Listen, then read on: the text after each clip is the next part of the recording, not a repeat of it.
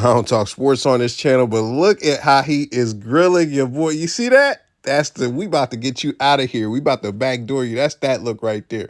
But listen, we got 4 clips to react to today. That's what we doing today, man. Let's get it. Is there a girl out there that wants to give this guy his first Austin kiss? It has to be a volunteer. It's a segment on this show we've been doing for years. This will be a first if there's not a woman with the courage to kiss this man. Is there really not a female that wants to give this guy his first Austin kiss tonight? I'm only 365 pounds! Come on! Don't talk. We're close. All right. One of them's gonna break. Wait, there's a woman that's gonna do it. Oh my God. For his first Austin kiss, everyone. This is Big Vinny. Oh my God. What a hero. What's your name, lady? My name is Miss Shelby. Miss Shelby, how did that kiss feel? You didn't really kiss me. That's what fucking said. Vinny, kiss her. What are you doing? Why are you being a coward? Yeah.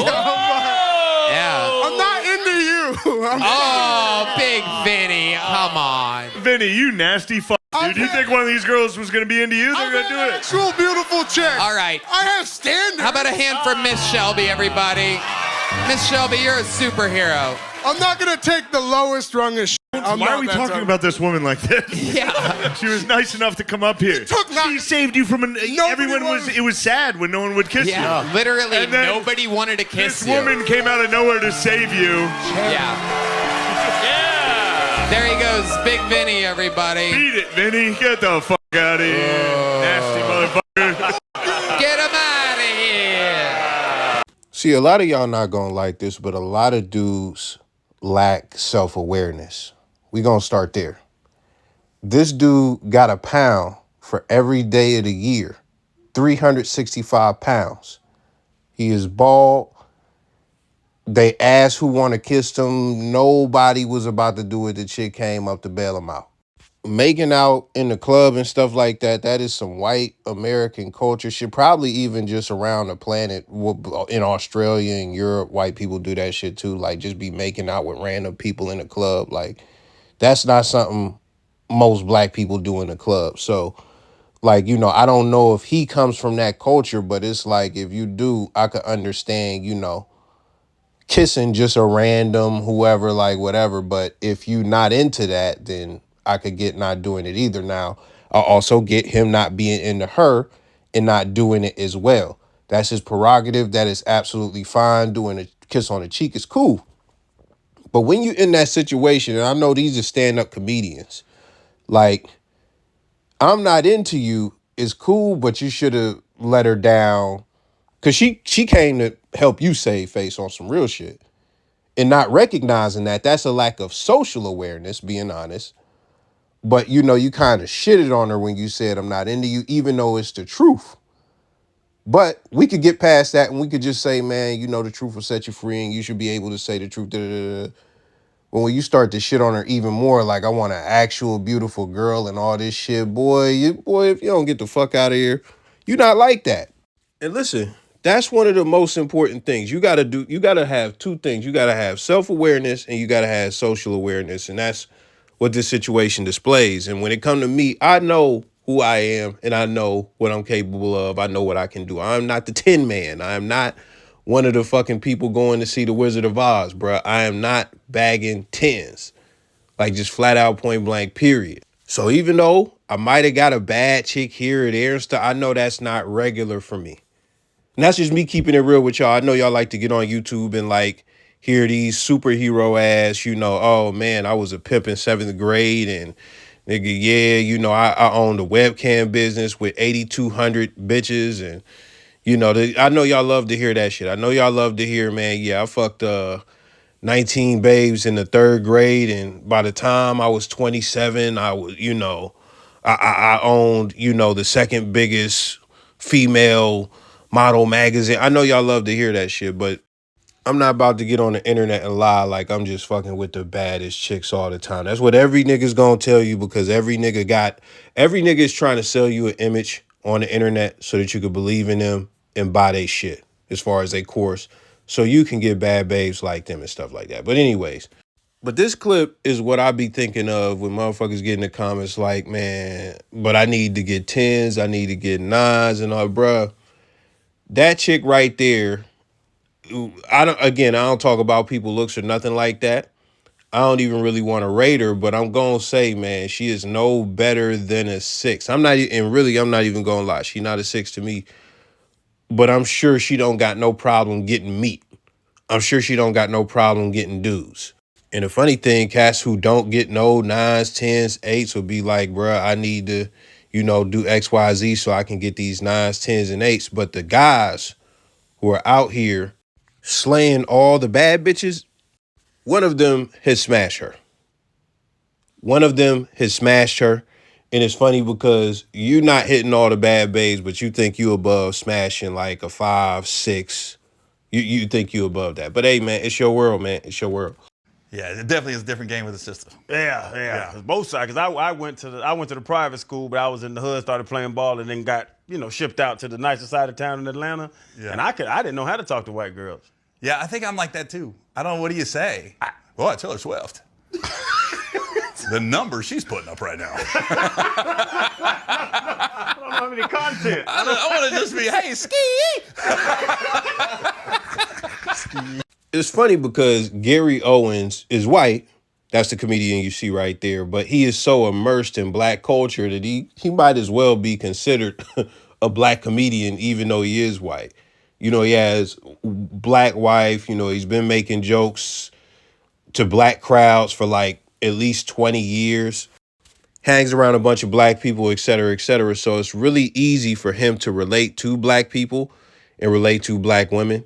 Now, as far as, a black man myself, when I seen this, it made me think, what is the difference? And I'll tell you the difference. The difference is culture. If I'm black and I go to talk to a white woman who is from a completely different culture than, black American culture, then there's not going to be much of an overlap as far as us being able to relate. So the conversations are going to be different. They're going to be more stale. They're going to be a struggle for us to find common ground if we're trying to actually have a conversation of substance. So the thing that happens, and this is me being real, after years of getting that white woman and stuff like that, the main thing that you are going to have in common is that you are both physically attracted to each other. So the easiest way to go about the shit is to really keep the conversations in that realm for the most part. Like, what you doing? Do you got a man? When can we link? All that type of stuff. Like all them interest related questions and shit like that. Because when you talk to, as a black person coming from the black community, anybody that's a part of the black community, and that could be, or we'll just say an urban area or something like that. So it could be white, somebody that's white in the hood who has always been around black people, Puerto Rican, black women and stuff like that. That's more than likely where your game has been cultivated, as where if you are a white guy from the middle class or upper class in the suburbs and the school that you went to is 85 to 95% white, and you've had experience, just talking to white girls and stuff like that in your area and stuff. When it's time for you to talk to a black woman from the hood, which is it's rare that a white guy from the suburbs talks to a white or a black girl from the hood. It's a very rare occasion. Like, it's got to, you wanted to go to Magic City? You from fucking Fredericksburg and you wanted to go to Magic City? You wanted to see some ghetto booty, huh? You wanted to see some, but yeah. When that happens, the vice versa, as far as a white dude from the suburbs and a black chick from the hood, like, it's going to be kind of rough as far as them being able to relate. And that's how come when you see white dudes, he's not one of them, but when you see white dudes who get black girls and stuff like that, they got that old Travis Kelce, not the new Travis Kelce that looked like a state trooper and he shaved off his mustache when he got with Taylor Swift. When he had his black girlfriend, he be having that John B look. It's a certain type of look that white guys that mess with black girls that are a part of black culture have. That's what it is. So, and the truth is, even when I look at stuff like that, the only way that it typically works is if both of them, because you could be a black guy that is a part of white culture and you just like, you've been in white areas, you relate to white people really well, and you get with a white woman that's a part of white culture as well, and boom, y'all mesh together well. But from my experience, when you have a white person and a black person, it could be a male or a female on either side. When you have both of them and they both come from wildly different cultures, what has to happen is one has to conform. One has to kind of bend to the other culture for it to actually work and be something that could be long-term or sustainable. So if you are a black dude and you are from the hood and then you got this white chick who is just poly purebred fucking suburban, and this happens a lot. I'm gonna break it down for you real quick.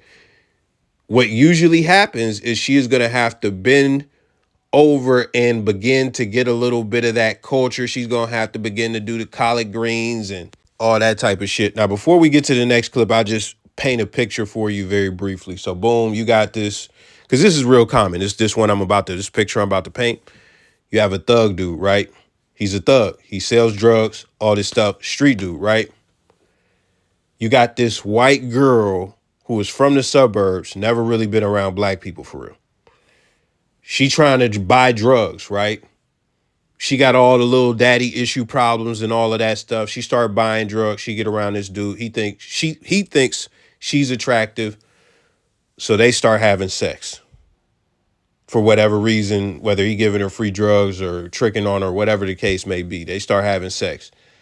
If they decide to get together, I've seen so many white girls from the suburbs get turned out by black street dudes. It's so nasty. I've seen it so many times. It's insane. Now and I promise you, I done seen this countless times, bro. Now she listening to street music that you ain't even heard of. Like, like who the fuck is this Milwaukee artist? Like, who the fuck is Chicken P? And then she become the blunt master. She rolling up the blunts and shit like that. And XYZ. It's just she just become extra fucking hood. Like she's always been in the suburbs her whole life, but now she has her hood transformation. The guy didn't change at all. She transformed because she was enamored with not just him, but the culture that he comes from. Ocho, $375,000 is not a lot of money for a lifetime, bro. You comparing these regular folks to you. People don't even make $375 in their lifetime. How you gonna tell them that that's the average person makes $50,000 a year? What are you talking about? You said 375 wasn't a lot. 375 is a lot of money. I don't care how you slice it, how you cook it. For a lifetime? For a lifetime. $1 million, 375, 500,000. But see, you out of touch with reality, man. Now you acting like 375 ain't no money because you've been making millions all these years. Ocho, I'm saying people not seeing that kind of money in the regular world, Ocho, I'm saying 375 to last you a lifetime. Yes, if he gets a job and live modestly, that's one thing. You said the man can have 375 and he gonna be straight. Where? If you got people that would never see 375, you got somebody that gets a lump sum of 375 that lives below his means and lives the right way. In this economy? I don't think either one of them are out of touch. I think both of them are communicating on different planes, so there's some miscommunication. What Ocho thinks is, or Chad Johnson, what Ocho thinks is this is enough money as far as a one-time lump sum. He didn't say that, but he's not really getting that. Shannon is talking about a lifetime, for a lifetime. And Shannon is right. Anybody with common sense knows $375,000 is not enough to live off of for the rest of your life, especially in this economy. It's just not possible. If you get that money as a one-time lump sum and you invest it into different things and try to create businesses with it and buy property and XYZ, but even then, a house by itself right now is like, you really not paying less than like $110,000. And that's if you get it in like a rural area or a small city. If you getting anything in a major city, boy, you coming out that whole 375. So even as a lump sum, you can't do that much damage with it if you decide to buy real estate. You could do a lot of damage with it if you decide to invest in the stock market or something like that, or crypto, but that's not the discussion they were having. So if you just get $375 and you say, I'm not working no more and this is it, you're going to be listen, me being generous, that doesn't last 10 years. Me being real, that doesn't last 4 years. Let me tell you some real shit. The pandemic did happen. They did give out a bunch of PPP loans, right? So they was giving out 20 to 40 grand a pop to just really anybody. Tons of citizens took advantage of that. And some even ran it up to over 100,000, 300,000, 500,000 and didn't get caught. They really only after the people who was like, oh, he took 14 million, he took 3 million, he took that. That's really the only people I seen them going after. I haven't seen too many, oh yeah, he took 80,000, so we locking him. I ain't seen that. So a lot of people did that scamming, and that money is fucking gone. All of that money is gone for most of those people. Even in Ocho's like situation, as far as what he's talking about, just a lump sum, getting a lump sum and it being a lot of money in any circumstance, there so many lottery winners who don't come from wealth blew all they fucking money. That is just the nature of humans. For the most part, they get the money, they go and blow it. Most people have no financial literacy or understanding, no financial discipline, so they're going to blow that shit. And when we talk about the cost of living, if you're getting $375 annually, that's incredible. You're in the 1%. You like either in the 1 or 5%, whatever. If you are getting a lump sum to carry for the rest of your life, that $375, and you don't invest it or anything like that, you're going to be working again. Like, let's say you get it at 30, by 40, you're going to be working again. You're going to have to work again. So just some miscommunication and misunderstandings between both of them. But Shannon is right. That's not going to last a lifetime for anybody unless you go to a third world country. If you go to a third world country, yeah, you could probably get off for a good 20 years. Do women need men? No. We don't. Why not? We are capable of being happy without a man. Wow, how does that make you feel? She's got me, so. He still makes me happy, but... Do women need men? No. No. No. So why did you say that men need women, but women don't need men? Because usually men are useless. Sorry. Okay. Did you say that to your father? I don't know. No, I'm serious. Is your dad useless? No. Oh, man. Do women need men? No. What? There's this clip going viral online of a dozen women being asked the following question. Do we need men? Most answered very quickly, no. And only one said she thought women needed a man in their lives, only one. But when men were asked a similar question, do we need women, most of them said yes. So why do you think that is? Because men are useless.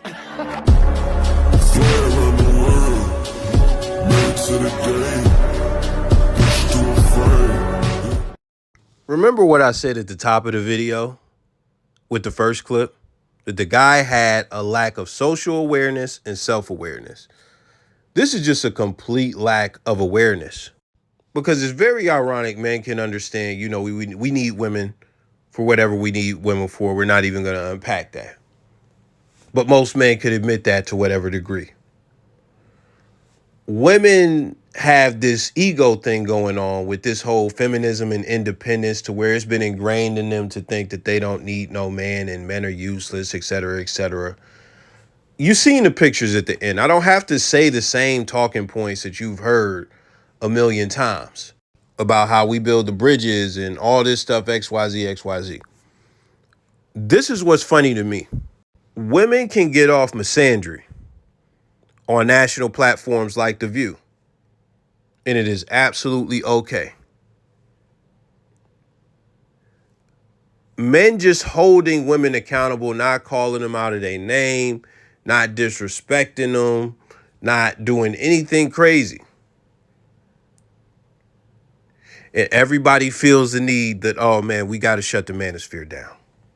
The manosphere has to be shut down. The red pill has to be shut down. Pickup artists got to be shut down. Everything over there has to be shut down. It's crazy. But going back to the women, I know that they don't really believe that. Like, it's the narratives when it comes to men nowadays socially is just absolutely ridiculous. So men are useless. That's number one. But I'm sure when you need protected, I just got done reacting to a video of a black woman saying like, oh man, we need protection from black men, da da da da da, and da da da, like y'all some hoes because y'all don't protect us. So men are useless, but you expect protection from men. We won't even get into providing because women now think that they the fucking man because they make money now. And that's the problem with feminism, me keeping it real. It fucked up the balance, which fucked up women's egos, which fucked up the household. That's just me keeping it real with you. And I'm not against feminism completely or nothing like that. Just when you look at certain aspects of it, they are destructive. But going back, we got that, right? So we're useless, but you know, when it's time to be protected, you'll need us. But I guess that men are also so bad that they would rather be caught in a forest with a bear than a man. Like they don't walk past all types of men all the time, every day. Like they don't work with men. Like they haven't been on the elevators with men by themselves. And like they haven't walked past a guy at night and nothing happened. It's just crazy because when you look at like a lot of the manosphere stuff like that, none of it is radical. None of it is ridiculous for the most part. Let me not say none of it is ridiculous because FitX is over there selling like, you know, courses on dick exercises. So that's ridiculous. But for the most part, most of it is not crazy. But when you hear stuff like the 2 points that I just mentioned, as far as the stuff women pump out, it is ridiculous. It is ridiculous. And we don't even got to get into any podcast stuff as far as the stuff they say on podcasts. We're just in a crazy place that I doubt we'll get out of. But let me know your thoughts. I am gone.